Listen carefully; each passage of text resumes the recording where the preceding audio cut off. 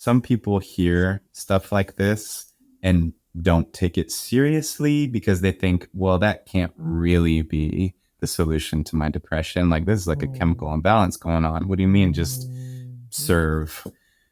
And then also, I think another possible reaction is, yeah, I know. Yeah, I know. Like a quick dismissive, think you already know this stuff. But I would argue this: to know but not do is to not really know. If you think you know that movement would alleviate your anxiety, but you're not actually doing it, you don't really know. Because if you really knew, you would do it. And so perhaps we can all kind of keep that in mind, because I think there's a lot of things we think we know, but we don't know experientially. We don't know to the degree that would cause us to change our behavior. So I think that's important to kind of keep in mind, because it sounds simple. Of course, movement, nature, art, service, and belonging will solve a lot of problems. But if we're not doing it, perhaps we need a little bit more convincing and self-experimentation. Yeah. So with that in mind, let's talk about the power of movement. And maybe you can share a story or two from the people that you met for how healing movement can be. Yeah, I think first of all, you're totally right. Like, those are two very reasonable reactions to social prescribing. You know, one is like, okay, no, how could it be that my environment is part of the solution when all my life I've been told that I have a disorder and a chemical imbalance and that I need XYZ because I was born this way and I'm deficient in some way. That, and I can't blame anyone for believing that, because that has been the dominant narrative, especially in the United States. And I definitely think, especially when it comes to movement, the second, pushback is true. Like, it's impossible to go to the doctor, or it's really impossible to look up any sort of ailment and find that exercise is not something that's recommended. Of course, we know we should exercise more. It's why we have all these recommendations, 30 minutes a day, or 150 minutes a week. And yeah, I know I should exercise more. We should all exercise more. But the problem that I learned is a couple of things. Number of one, all the access issues that come to exercising. You got to have a gym membership, maybe. You got to have equipment to do it. There's a big sort of mini history in that section about how exercising and moving our bodies used to be fun and free in a way we spend our time, until people realized, wait a minute, I can make money off of that. And so I'll take us to an example from the chapter of this truck driver named Frank, for whom that was the case. And, Frank is this joyful, jolly guy, he's this loving grandfather. And yet, for most of his life, he was depressed and lonely and a type 2 diabetic. And when he would go to the doctor would say, gosh, Frank, you really got to eat better. You have to exercise more. And Frank would sort of like slink his head and slip out of the doctor's office, not wanting to come back there, sort of feeling ashamed. But what they didn't know is that, Frank works 12 hours a day.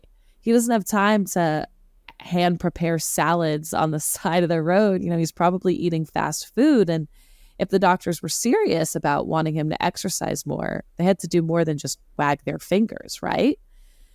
And it gets so bad that Frank's eventually told he's going to be on insulin for the rest of his life, that there's no way to reverse his type 2 diabetes, until he finally meets a doctor who flips the script.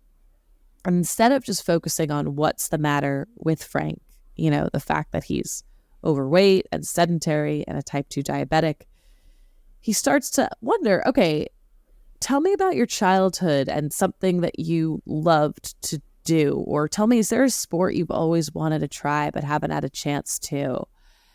In other words, he says, tell me about what matters to you instead of just what's the matter with you. And Frank had never had this experience at the doctor's before.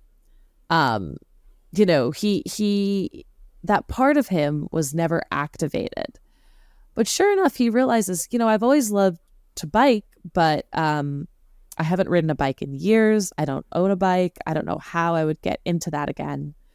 So that's when Ollie, his doctor, says, okay, Frank, well, I'm going to prescribe you a spot in a cycling course. It's going to, work with your truck driver schedule. We're going to get you a bike. It's going to be Tuesdays at 10 a.m. and someone is going to teach you literally how to ride your bike again. And you're not going to be alone. You're going to be with people in your age group who are also learning how to ride a bike. And, the spoiler of that version of that story is that Frank loves it. He ends up, excelling in the course and then actually wanting to continue to ride his bike after, so much so that he starts his own biking group. He calls it the Chain Gang. Very cute. And he loses the weight. He is able, believe it or not, to come off his insulin.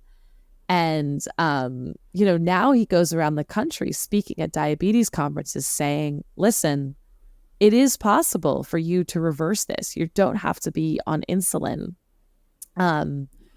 But, you have to have a sense of joy when you're exercising. You have to have people holding you accountable. That's a huge bit of the movement, right? Who's going to hold you accountable? And it has to be fun, right? Yes.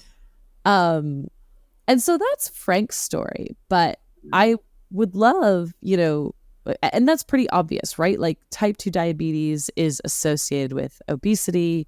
Obesity, we don't hear that word without thinking about exercise and physical activity. But I think what was more surprising to me is the story about a movement prescription helping someone with their clinical depression. So is it okay if I just quickly recap that one? Please, okay. Yes. And I mean, this is another case of, somebody who, this wonderful, passionate researcher named Amanda who, when I meet her, she's as joyful as can be. She's on the beach, which we later learn is her happy place, but had a lot of terrible events happen to her in a short period of time. She lost her husband, she lost her mother. Yeah. She found out her husband was having an affair, so she divorced him. She lost her job. She had to move to a place where she didn't know anybody. And this was all during COVID itself. So she had 5 major losses in her life. And at least in the earliest conceptions of what depression is, it was very much related to the loss of connections in an environment. I remember And so no wonder- you quoted Charles Darwin as saying that it was the loss of life-sustaining connections.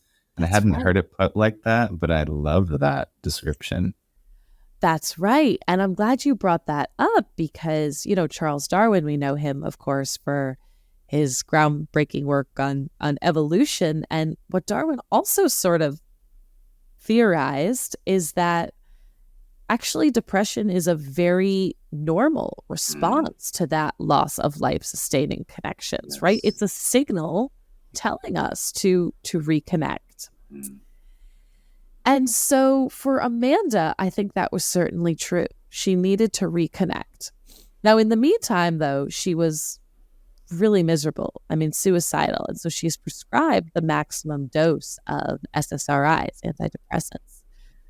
But what Amanda is ultimately also prescribed, again, kind of like Frank, through a process of rediscovering her childhood curiosities and interests, is a prescription for sea swimming, cold, open water sea swimming, like in the winter. And this is great on a couple of levels. Number one, I think you've mentioned this research on your podcast before, that there's a ton of research demonstrating that exercise and movement can increase our serotonin. It can help us release endorphins. And not surprisingly, right? Because we evolved to move our bodies. In other words, it can release some of the same chemicals that Amanda's SSRIs do.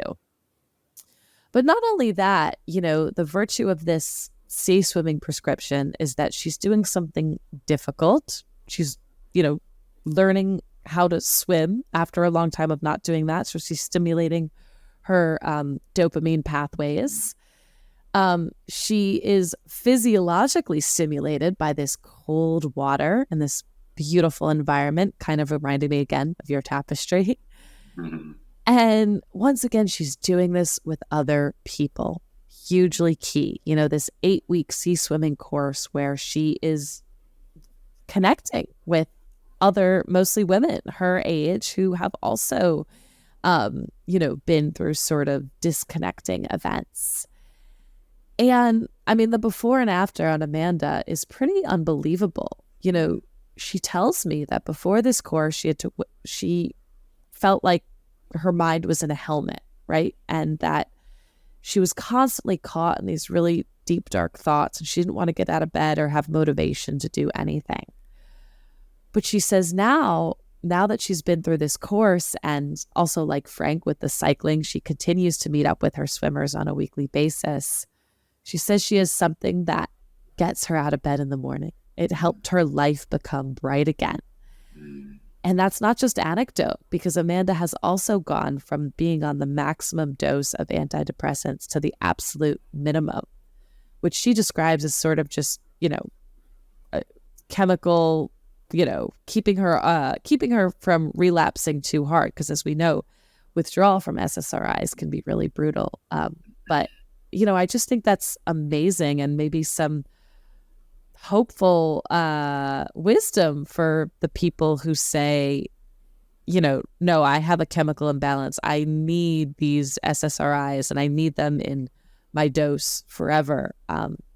Actually, there are other ways that we can, stimulate Yes. those chemicals. Amen. Exactly.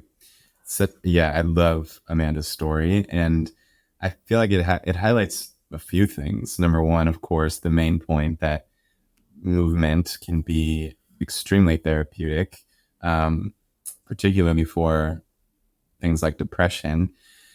But one of the other things that it highlights for me is when people think of movement, kind of like you talk about, what gets drummed up in their mind is the idea of running on a treadmill in a gym or something like that. And what I would maybe say to people is, if the movement that you are trying to commit yourself to doing consistently, if you dread doing it, it's not the right type of movement. There are so many ways to move your body.